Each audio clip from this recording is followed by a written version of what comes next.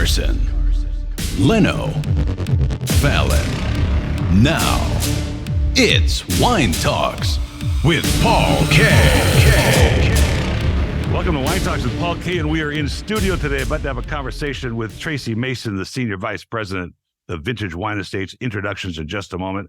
Have a listen to a show I just recorded up in Montalcino, Italy, with Emilia Nardi of the Silvio Nardi winery up there. It's an incredible conversation, private tour, lunch, the whole thing. It's about women in wine in that part of the world. Very interesting conversation. Wine Talks, of course, available on iHeartRadio, Pandora, Spotify. Wherever you hang out for podcasting, we are there. Hey, where can you find the best gifts at great low prices that everyone will love?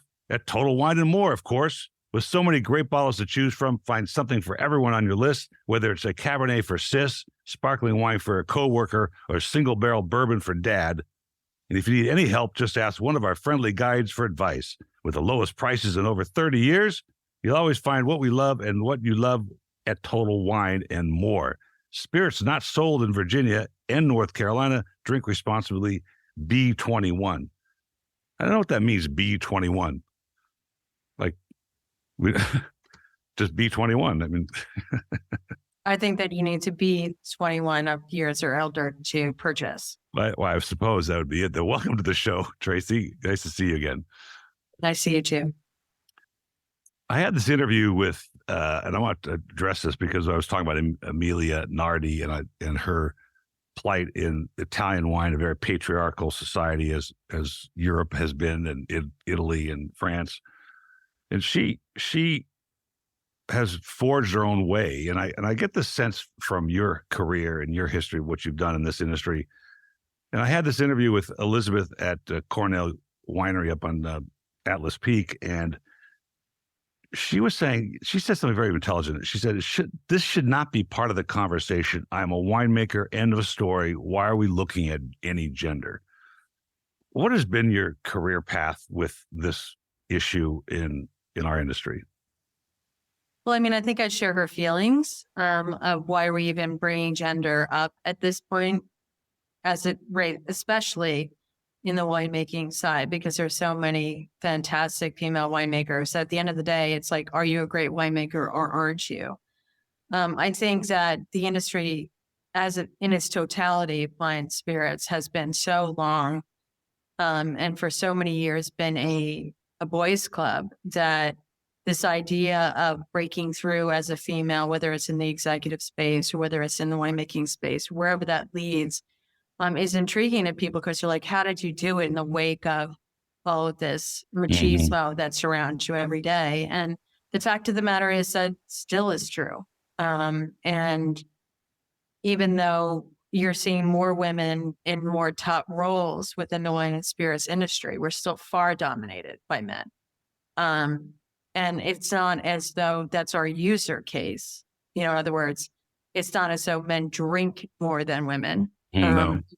And so it's an interesting paradigm to kind of look at, to say, well, women make up probably 60% of wine drinkers. They make more than 90% of decisions when shopping. But yet we're still surprised, oh my God, that a woman's risen to any level of respect in our industry. There's been movement. I think your own Jessica told me, and it's not enough, of course, but seems like there's awareness. And I can't tell, maybe you can shed some light on this, if it's that the barriers are being, softened, or it's more perseverance on the part of people of color as well, to get into this, or the sort of predetermined intimidation factor that comes with our industry that people just don't see a way in, which is a combination of all those things. Yeah, I mean, I think certainly likely it's a combination of all those things. I certainly can't speak to what it's like to be a person of color. I can't speak to what it's like to be a minority from an LGBT problem with that point of view, but what I can say is that women are still in the minority, and I don't mean in the minority when we're talking about brand management or in marketing, but certainly massively still in the minority in sales, massively still in the minority and in executively held positions. And, we have a long way to go. And so one of the missions that I have and my predecessor, Terry Wheatley, had is to continually rise, help women rise, give them the visibility, give them the spotlight so that their efforts, which come naturally highlighted seemingly for men, we need an extra boost, I think, from women within us. Do you think it's a relief then when women get into this industry and they feel this, lack of headwinds? I just sent off a young intern here whose job it was during her internship to write talking points for the podcast.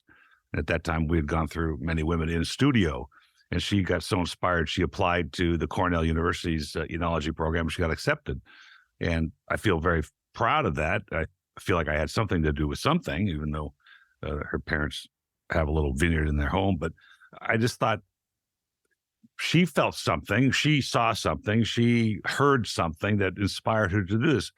Is there relief in that when you see young women trying to get into this, and that the paths are a little smoother than they were maybe when you started doing it?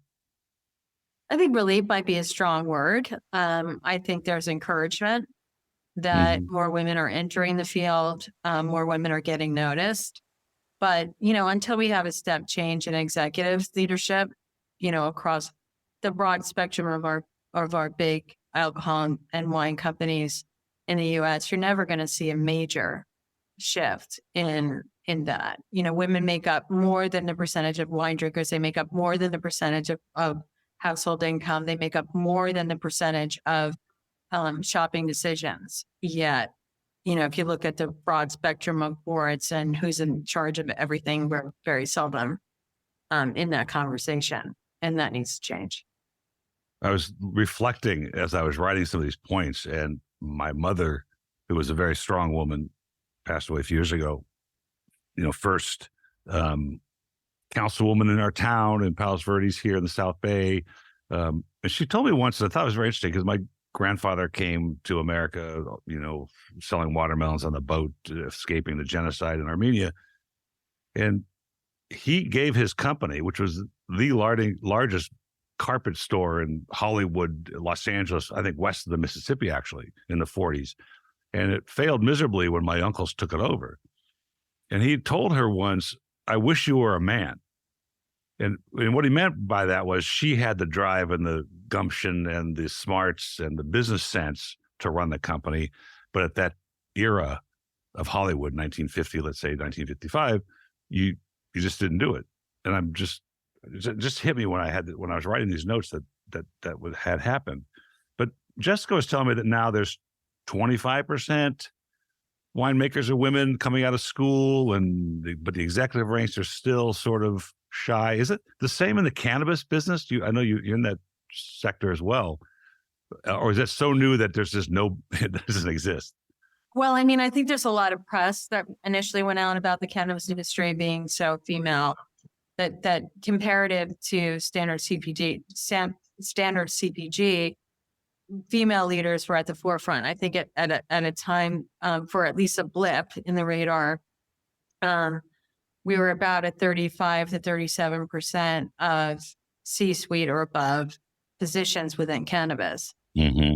That has since changed, number one, but also it hasn't necessarily translated across, what I would call as our MSOs, our multi-state operators. And more importantly, even though women held comparatively to other industries a larger percentage of C-suite seats, we received a fraction of the funding. Really? So with women, while we were heading up companies, the companies that were headed by men were getting all the money. So it was something crazy like 37% of women were heading up these companies, but only something like 7% of funding was going to those companies. So it's still like that kind of bravado that men bring to the table, and men feel more comfortable seemingly with other men as leaders. So I think it's tragic what happened there. And I was a victim of it myself, having had my own kind of company, that it is, just a function of the world in which we operate across multiple business verticals. That's interesting statistic, a fascinating statistic, because it's calculatable, it's there, it's live, it's real. You can't play with that statistic, that the funding just wasn't available. And I would be interested to go back and see those applications and see what the reasons were. Like, can't be skill sets. I mean, how could they say that, right? They have to come up with some other reason as to why these applications were denied somewhere, and the money went somewhere else. That's crazy. I think it's hard to say. I mean, I honestly can't answer to it. I just know experientially and statistically that what I say is true. Yeah, that's so interesting. The other movement too, that's been on the show as well, is the LGBTQ community moving into the wine space. Vincent Morrow at the Press won the Sommelier of the Year, and I'm wondering, as part of this, these needles move, which is great and fascinating and necessary to do, that they're still merit based. I'm not saying that they're not. I wanted your opinion as, like, are we highlighting this, or are we just finding the real successful people in these communities that are contributing to what we do every day? I think that, I think that's a really good question. And how I would answer that is that, yes, it's certainly finding the best people that are doing the best work in whatever it is that we're doing. And then their sexual orientation or their ethnicity is part of what makes that person, but it doesn't necessarily define what makes them great at their job. And so specifically for, my own experience as a lesbian in the wine and spirits industry since I was, quite young, there was an element of positivity because men would speak very freely in front of me because I thought that they were on the same page with them. Yeah, which is a very interesting thing. That's fascinating. Well, it's almost like you get like this insider look at how men speak with one another. But it's also been something that I've never hidden it because I felt like it is who I am. Like, I don't ask intimate details about you and your wife. But the other side of it is too, which is more something I've talked about in the past, but it's an interesting, I think, psychological point of view. When I say to you, Paul, like, let's talk about your wife or your girlfriend or whomever, I'm not imagining you in any kind of intimate situation with your wife. But when women talk about being gay and with other women, oftentimes the first place that men go, especially, is imagining that situation. Wow. So it's a very, and that's, like, again, statistically proven. It's just, it's a natural. So it's a very different thing when I'm talking to my colleagues at work about their husbands or wives. It's a very different lens through which they're viewing my relationship, at least at first, and then that slowly becomes, oh, they have to deal with kids and dogs and all the other shit that we have to deal with, That is, I don't know, I can't use the word fascinating anymore. I've used it too many times, but so interesting. And it's true. It's true. It's interesting too. You get a locker room look at conversation with men because of your sexual orientation. And that's totally true. I could totally see that. They're disarmed this way and we can say what we want because, hey, she's one of us, kind of thing, right? So, and then though, their imaginations in a situation or a social situation or a business situation that shouldn't be happening, kind of takes off with them. That's amazing. And that's true. You would never ask me about my wife and I. And nor would I picture it. Like, I don't need to. It's just like, that's your life and I don't care. I mean, care that you're happy and Yeah, she's of course. happy, but so it's a different environment in which to negotiate. It's a different sort of. Yeah.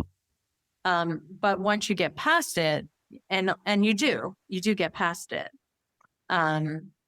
is when you can really start recognizing the freedom of just, okay, this is who I am. I'm authentically myself. And now I'm going to lead from that place of authenticity. And then, I've gotten feedback that I'm stuck at politics, and I do. So, I'm sure that That's a good thing. I would be a CEO of something right now if I was better at politicking, and it's just not who I am. No. I try to lead from a place of authenticity and some level of accountability to the success of me and my team as a singular unit. I think authenticity is the most important and valuable lesson to have, or persona to have in business. I can't see it any other way. I think people see through everything else, and that you can be trusted, despite their imagination, to do what you say you're going to do and to produce what you say you're going to produce, because you're not pulling any punches. Well, and you also have to do it. That's the thing. Right. I mean, I've had people that have worked for me that said all the right words, right? Used all the right phrases, but could not actually execute anything. So I'd rather you not have the right words, but still be able to execute than, have all wax poetically about your strategy and I honestly not know how to actually execute it. See that all the time, but I don't have to deal with it anymore because I'm you said something important, and I saw the picture of your family, and you mentioned it last time we spoke that you have a young Cambodian girl, though they're not kids. That doesn't look like anymore. He's Ethiopian, not Cambodian. Ethiopian and Guatemalan. Ethiopian. Oh, yeah, and they seem to be young adults now at this point. 15 and 17, they think they're young adults. Oh, you got problems, girl. Amen, brother. I know. Wow. But you said something once, and that was interesting to me, because that does add a layer of complexity to your background that maybe not with some overt character, but some sort of subliminal character that you bring to the table that makes your experience and background more interesting and maybe more compatible with some of the situations you are confronted with in business, because they're all vary. And I thought that was an interesting comment. And how has that been to raising an Ethiopian girl and what'd you say? Guatemalan son? Is that right? Well, I think what it does is it gives you insight. Obviously I'm so American looking, it's terrifying, right? I'm blonde hair, blue eyed, the whole jam. Like, my wife is Iranian, my daughter is Ethiopian, and my son is Guatemalan. And so, coming from a background, raised in New York with 3 blonde haired, blue eyed sisters, three of us, 2 in general. It's a very different perspective that I've learned, being gay, having a family full of non-white humans to whom I'm accountable, and I want the world to be accountable, has really given me a tremendous amount of perspective. And I think as we age, all of us age, and we become better leaders and become better family members and better parents, perspective is ultimately what we all need, is to really try and develop that level of empathy and understanding of people who don't look like us. And I think that's a really important lesson. And it's been a gift for me to be part of this diverse family unit, that is so beautiful. I mean, it's such a beautiful family unit, and there's so much love and come from a very different point of view as if I married that captain of the football team and we had our 2.1 kids, it's very different. That's totally different. But wow, so that conversation that you had with your wife to decide to do this, to find a young Black woman and a Guatemalan man or boy to adopt. And was there headwinds when? And we're not even on wine yet, by the way, so this is kind of interesting. But were there any headwinds to that process because of your sexuality? Well, in full disclosure, I mean, my wife adopted the kids as infants before Okay. life. So I'm the stepmom, Yeah. although very, Wow. very engaged stepmom. Right. But, you know, I think she would say that, yeah, I mean, it wasn't like she disclosed that she was gay, because that would have been problematic. Instead, she came, you know, she presented herself as a affluent single woman, you know, looking to have the child. So it was never positioned as this child is going to be raised in a two female household. I don't know if that would still be the case now, because this was, again, I mean, they're 15 and 17. This is quite a while ago. But I believe now that Ethiopian adoptions are not allowed anymore, international. I don't believe that they're allowed anymore. And Guatemalan adoptions remain closed adoptions. So it wasn't by any means an easy process for my wife to go through. But I think we're all glad that she did, because now we have this incredible family unit to build on as we get older. Our friends, and I love this guy. I think he's in his 20s now, but they adopted a child from Armenia, you know, where my background, and my wife's best friend growing up lives in Michigan, and she did the same.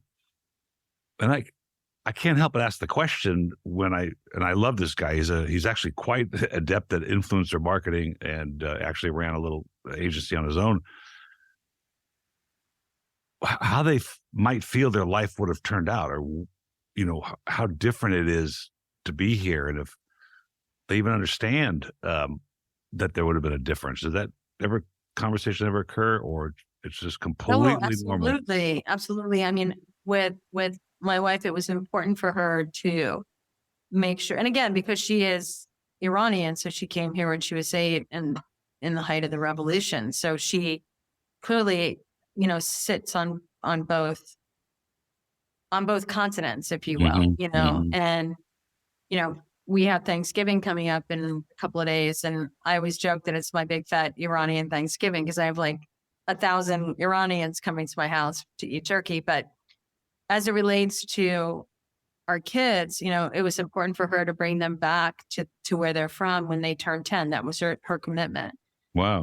So with Iman, who's Ethiopian, I mean, they went literally back to her village and met her family. And with our son Kian, you know, she did take him back to Guatemalan. While he didn't meet his family because of the closed adoption status, he got to see sort of what he looks like and where he comes from. And that's pretty amazing. So, yeah, I think that's really important. And, you know, funnily enough, Shireen has been to Ireland with me, you know, and it embraces it, you know, like it's her own culture. Great.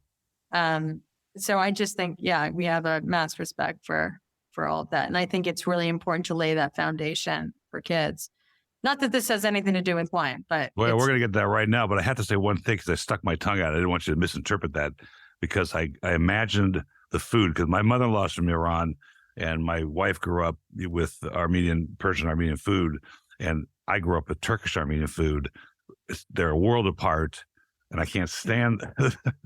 I don't know what it is. There's some bitterness. There's pomegranate soup.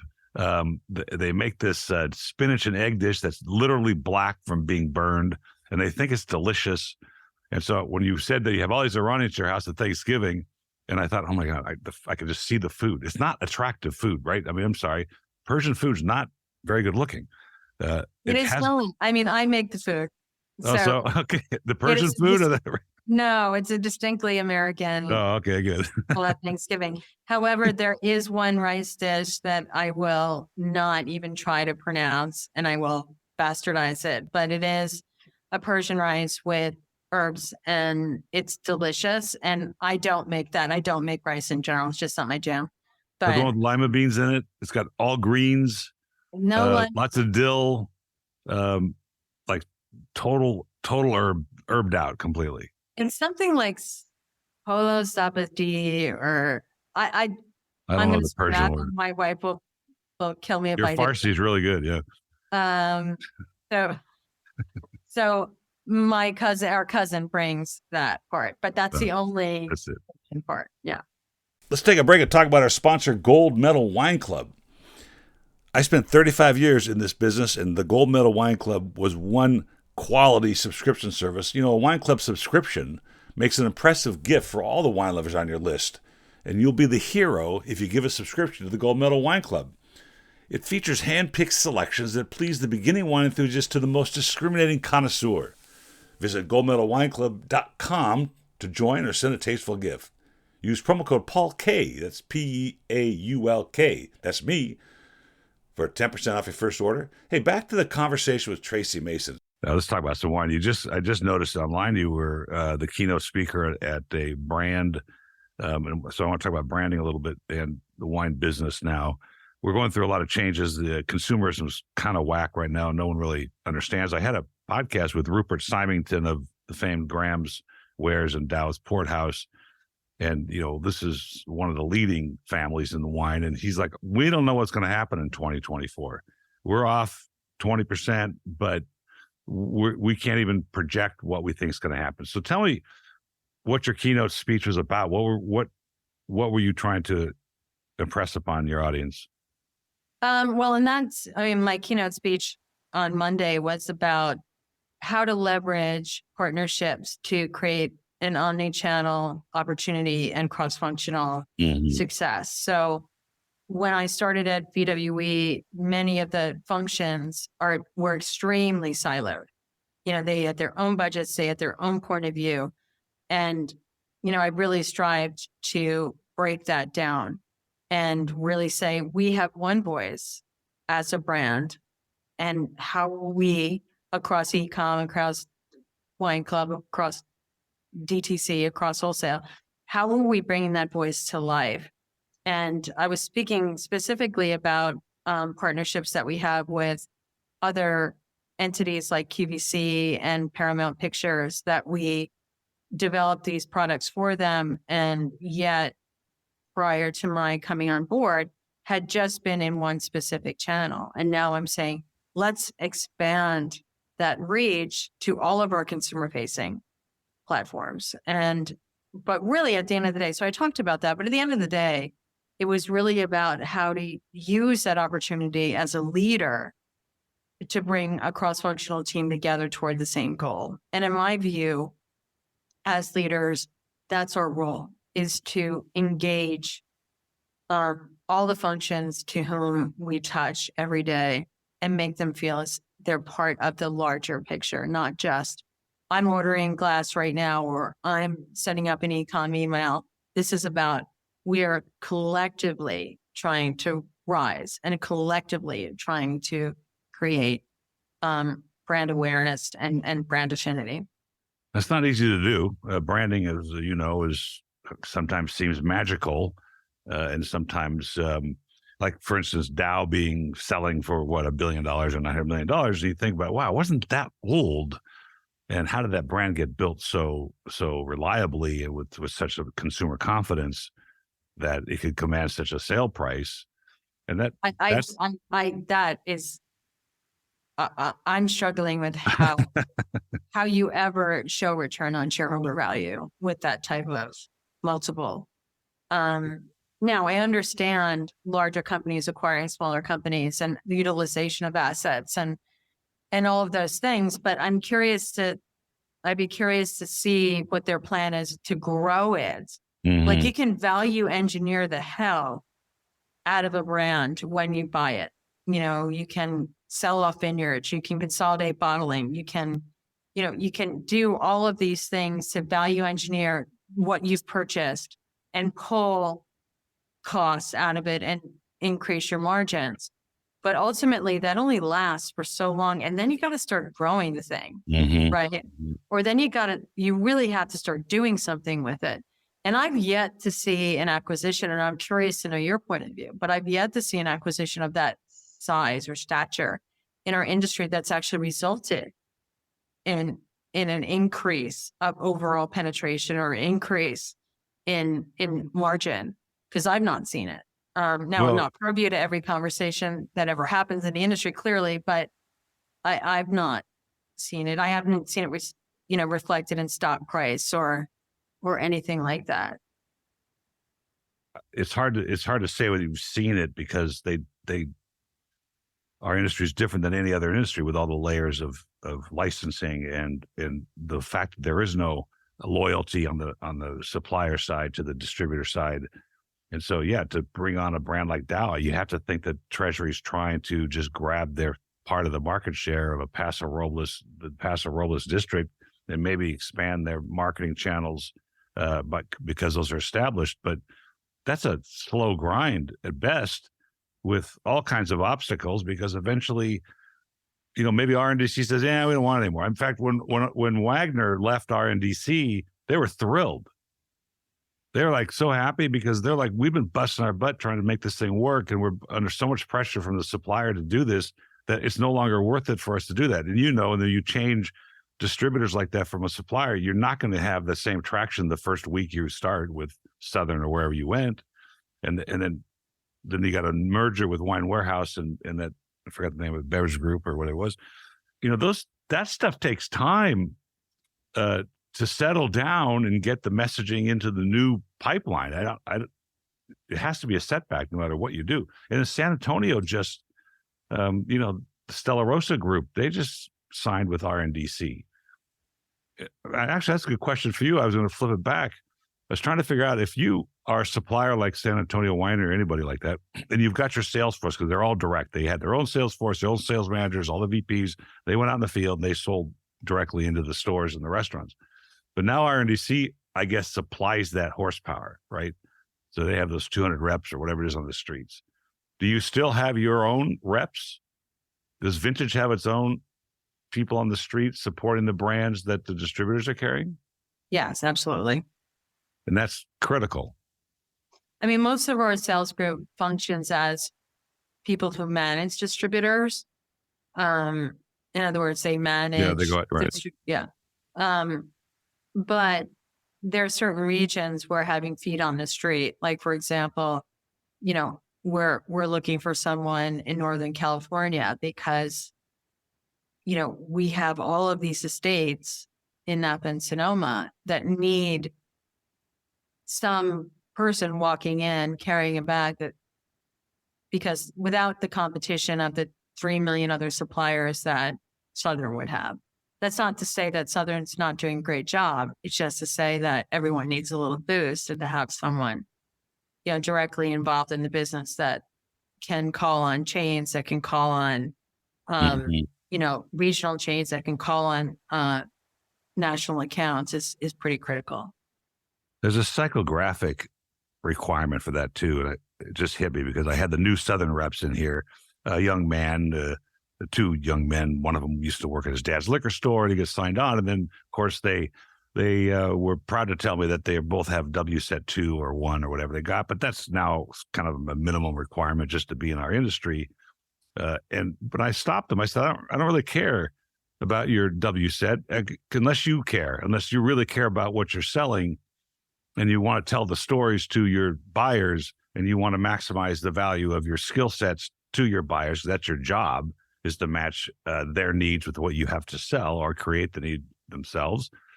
So don't tell me about your credential, because you should have earned it on your own anyway. You should have studied on your own if you're going to be in this industry. And the reason I'm saying that is, if you've got a whole sales force of Southern reps whose job only is to maximize their gates, every gate that they have to get, units gate, or if it's sales volume, or if it's sell 20 cases of a wine, that motivation gets prioritized over what your supplier rep, what the person that works for Vintage might bring to the table to tell the story. Because they're just out there stirring the pot trying to get numbers. And I think that it's important to have the storyteller come in behind them or with them and say, this is who Vintage is. This is why we do what we do. This is Tracy's strategies and what she, where we're headed with this company, and you should do business with us because of that. And I don't think a distributor rep can tell those stories typically. I mean, I think, having been a distributor rep, having run a distributor, I can say that, no, you can't tell every story, but there are certain brands and certain stories that resonate with certain reps, and naturally or forced, they become advocates for that brand. Mm-hmm. So, and I see that too within the scope of our own sales team at VWE, is that there are some people in our sales team that are massive champions of Firesteed. There are certain people in our organization that are massive champions of Cunty vineyards. Mm-hmm. And so for us and for my brand managers, it's a matter of teasing those people out and leveraging them as ambassadors across the whole organization to talk about success stories, to talk about how to effectively sell. And so for us, it's like a great 360 of creating this 360 net of communication around, here's the marketing message, here's how it's translating in sales, and vice versa.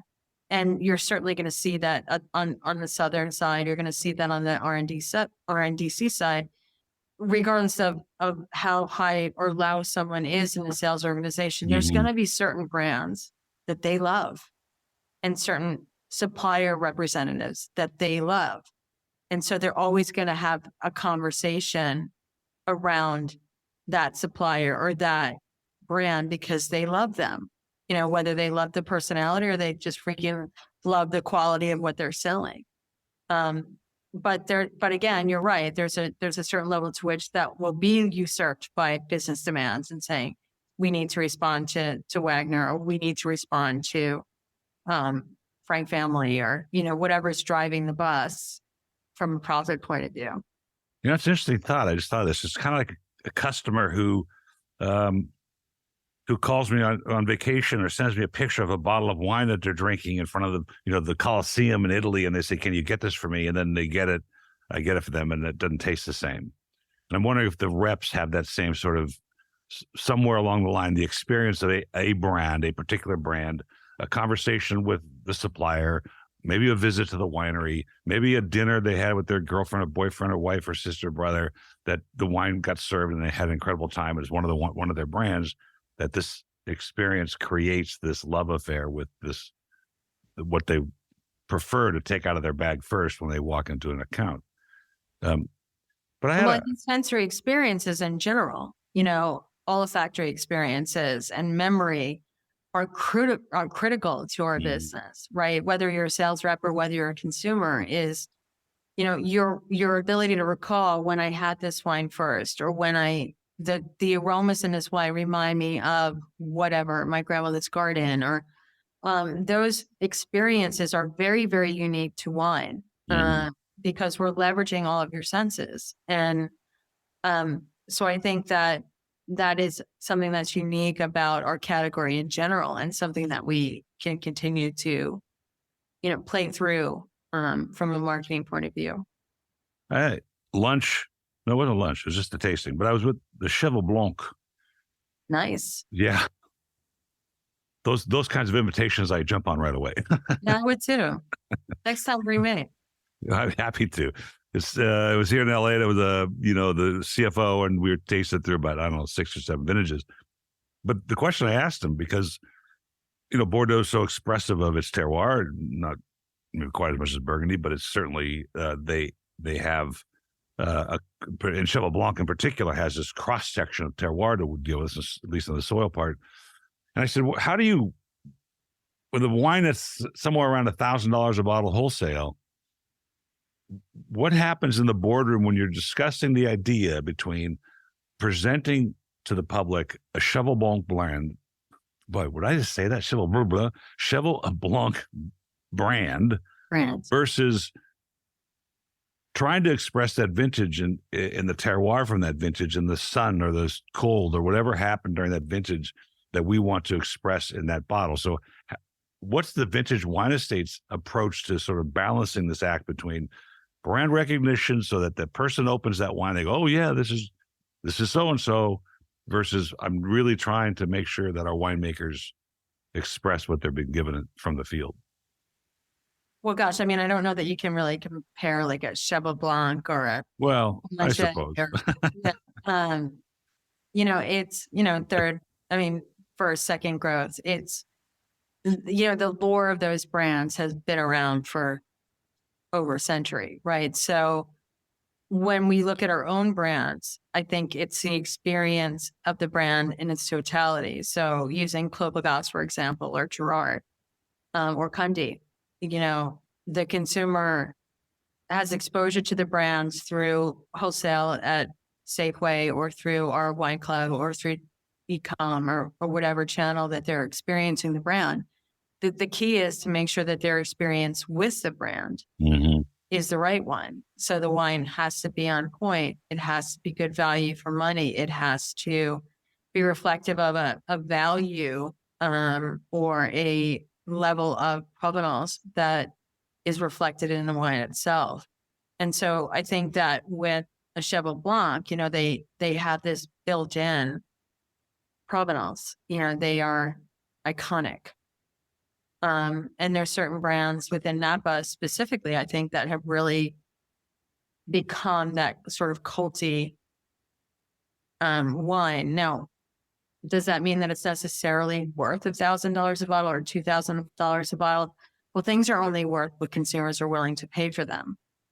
So scarcity, certainly plays into that. We only have 5 cases of this and therefore, but it's a willingness of consumers.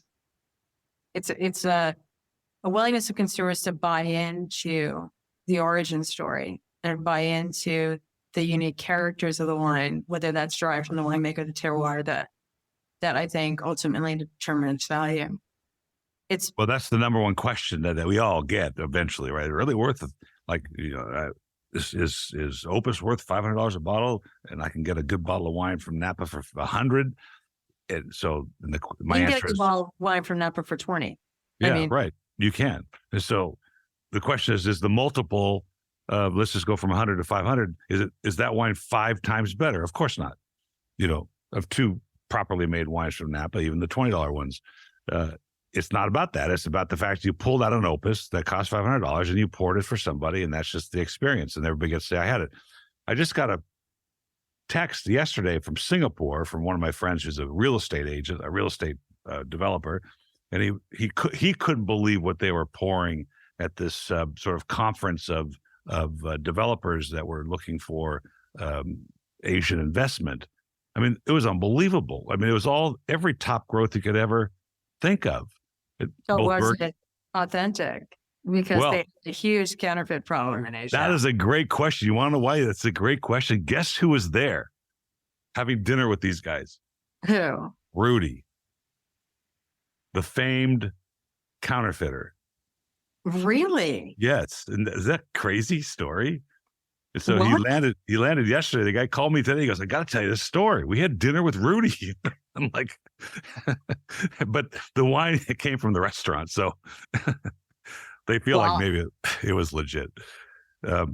He said something fun about Clos Pegase. I don't know if I told you the story before, but I have friends who are now learning wine and they're understanding. You always seem to start with Napa when you're doing that. Napa and Bordeaux is sort of the starting points for learning about wine if you're in California.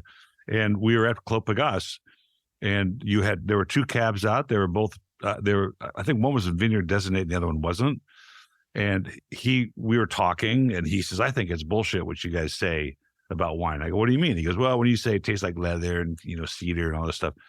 I go, well, let me just turn around, Al. I said, taste these 2 wines. You have 2 Cabernets. They're both 2014s. Do they taste different? He said, yes, they taste different. I said, okay, you just started on your way. You just can't describe the differences yet, but one day you will, and you'll be going, I guess Paul was right on this one. So, but it's interesting. That's a great brand. I love the brand. Can you tell me where you think this? I brought it up with Rupert Symington, as I discussed earlier. Do you have a lock on, or do you have an attempted opinion of what 2024 is going to do with us in this consumer world? I don't want to throw in the fact that we've got the White Claws of the world. We've got these new non-alcoholic drinks, which I don't understand at all. We have canned wines, which I know that, in fact, Pat and I talked about a canned wine he had from from Burgundy from way back. We have Tetra Paks. And it kind of disturbs me that packaging is becoming the leading decision-making factor on buying a bottle of wine or a can of wine. I suppose there are episodes where it's important, but can you tell me what you think 2024 is going to bring to this industry? I mean, I think sustainability will continue to be a big driver. Mm-hmm. So companies like ours that are sustainable across the board, whether we're sustainable in the vineyard, we're sustainable in the winery, we're sustainable in our offices, I think matters, right? And it certainly matters to a younger consumer. I think sustainability is a key.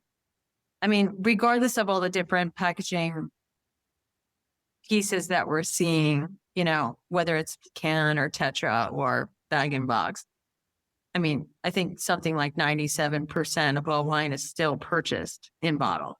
Mm-hmm. And so what we're doing as a company in addressing that fact is like, look, we know that the consumer really wants the ritual of opening a bottle of wine and pouring in, or, having on the shelf like you do behind you, or, but how do we then address the sustainability issue and the weight? And so we've moved into all lightweight. We're moving now into all lightweight glass molds. Mm-hmm. So we're cutting the weight of our glass by 33%, which cuts the cost of shipping down, and which cuts, our carbon footprint down. And I don't think we're certainly not unique to that movement. You're going to see most wineries moving toward that. What's the strength like on those bottles? Are they doing something to the glass to make them stronger? We're going to have more breakage? No, I mean, they're extremely fortified and they've been tested. Obviously we wouldn't risk it if they weren't. But there's been wines that I've actually created that the bottle weighs, before we even put wine into it, the bottle itself weighs more than a pound. So there's a lot of that. And I don't think that's going to go away in its totality, but I think big companies like ours and the wine group and Constellation are really moving toward, how do we create less of a footprint? We recognize that we create a footprint in our use of water and our use of glass, but how do we create less of a footprint? I think of all the industries, sustainability is natural for the wine business. And the conversation I had the other day with a Cornell professor who's working on a food grade lining extension, a life extension of the food grade lining that goes in cans. That's his job.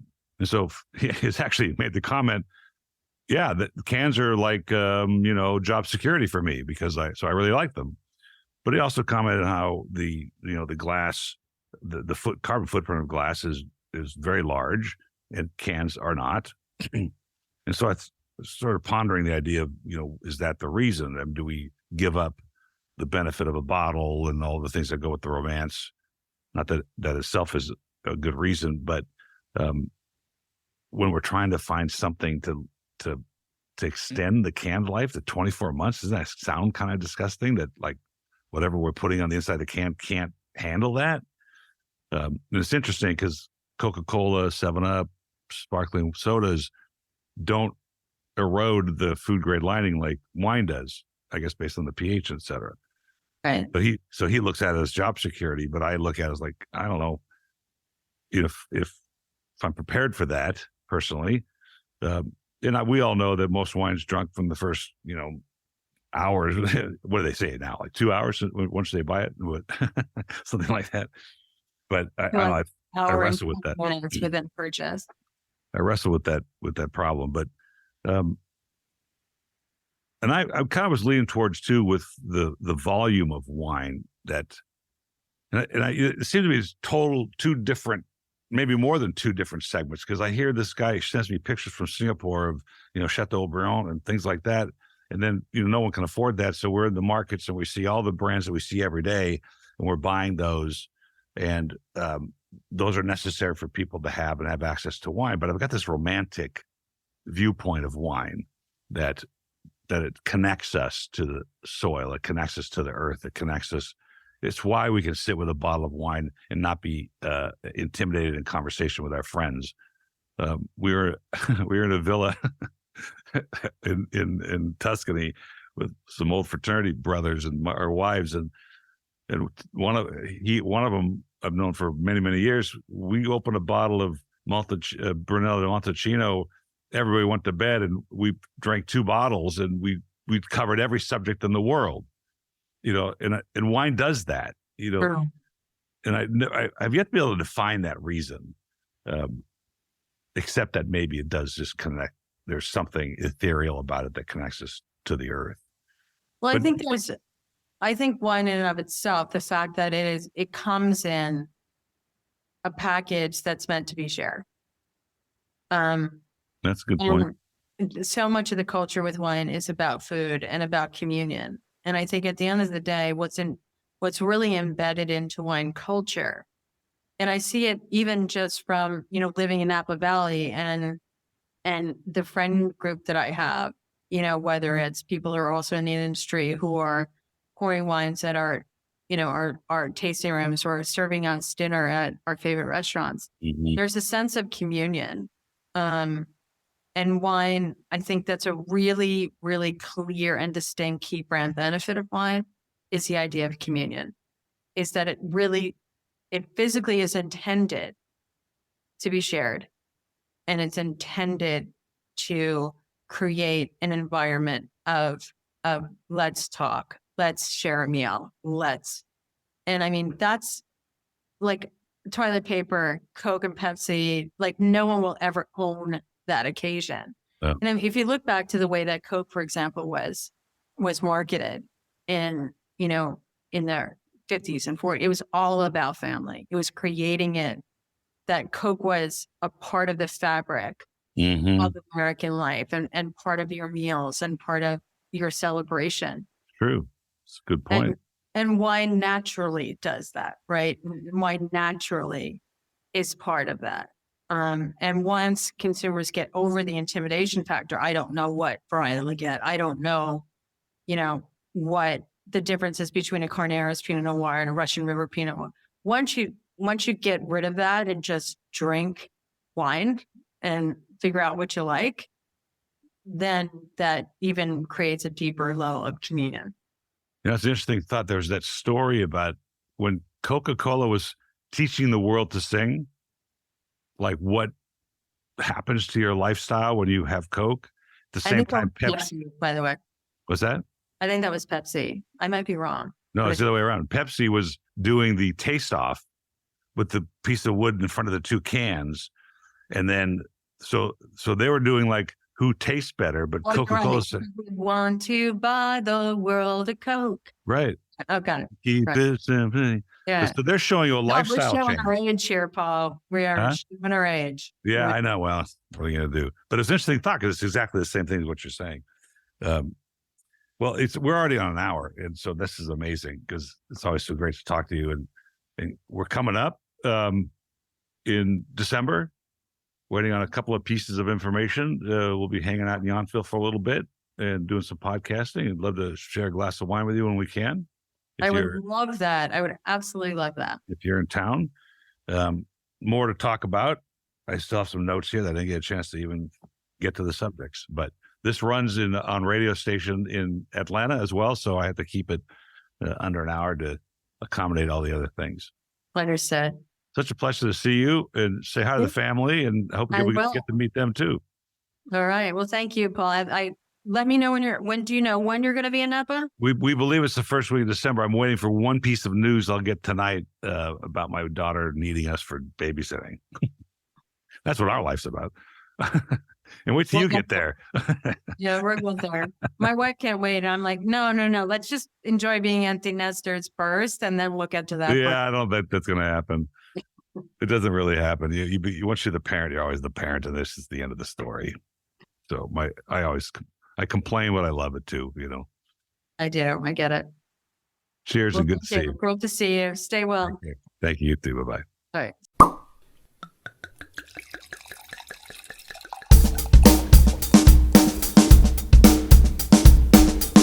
Thank you for listening to Wine Talks with Paul, Callum, Karen. Don't forget to subscribe because there's more great interviews on their way.